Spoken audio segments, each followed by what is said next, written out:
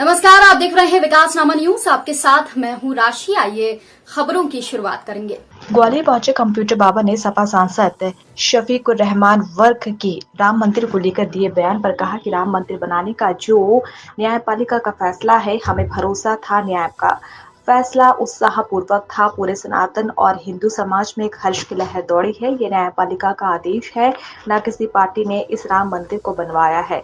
ऐसा कोई नहीं है जो राम मंदिर बनाने में सहयोग कर रहा हो। हमारे साधु संतों ने भी करोड़ों दान किए हैं मंदिर बनवाने के। राम मंदिर हमारा दिल है और समाजवादी पार्टी की ओर से दिए बयान की हम निंदा करते हैं। समाजवादी पार्टी के नेता कुछ कहते हैं, उनके मुद्दे कुछ और है, लेकिन राम मंदिर बनने से देश की जनता और साधु संत समाज भी खुश है। जी, समाजवादी पार्टी के एक सांसद है भैया थोड़ा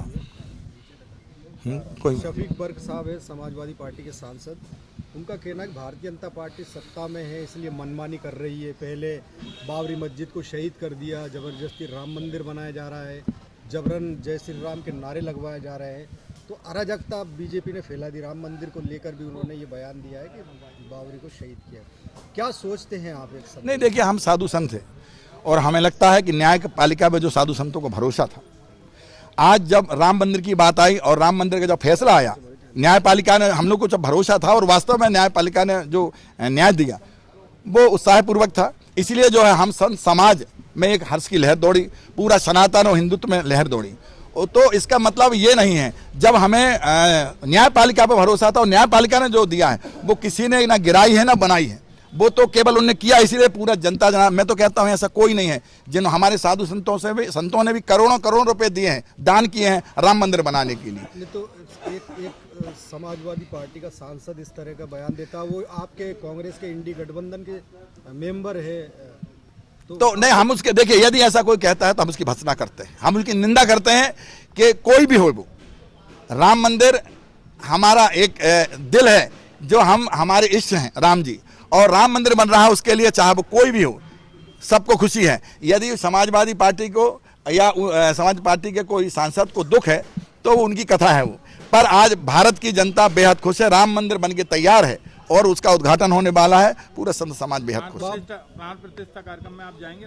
बिल्कुल जाएंगे, बिना बुलाए जाएंगे। परंतु दुख इस बात का है कि जब भूमि पूजन हुई थी तो भूमि पूजन में हमारे जो धर्म के एक वो होते हैं, और किसी चारों शंकराचार्य को, हमारे जगत गुरुओं को, किसी को नहीं बुलाया गया है। दुख इस बात का है। तो हमारा मोदी जी से अनुरोध है या वहाँ के व्यवस्थापक से अनुरोध है, कम से कम हमारे शंकराचार्य जो मठाधीश हैं, कम से कम चारों के शंकराचार्य तो बुलाए जाएं। बाबा जी, मध्य प्रदेश में क्या तस्वीर देखते हैं? पिछले चुनाव में आप बीजेपी में थे, अब इस साल जो है कांग्रेस में, क्या तस्वीर? देखिए, हम रहते नहीं हैं ना हम किसी के सदस्य हैं। हम तो जो अच्छा काम करें उनके साथ हैं। हमें लगा कि गौ माता का अच्छा काम करेंगे, नर्मदा का अच्छा काम करेंगे, और वो नहीं कर पाए, इसलिए हम उनको त्याग पत्र दे करके हम लोगों ने कांग्रेस का जो सिस्टम था उसका सहयोग किया और वो सरकार भी बनी। परंतु अब आज की परिस्थिति यह है कि हम पूरे मध्य प्रदेश में घूम रहे हैं और पूरे मध्य प्रदेश में ऐसा लग रहा कि अब भूचाल ऐसा आया है कि परिवर्तन की लहर है, और लग रहा है कि अब इस बार जो है किसी हालत में इतनी सीटें दी जा रही हैं।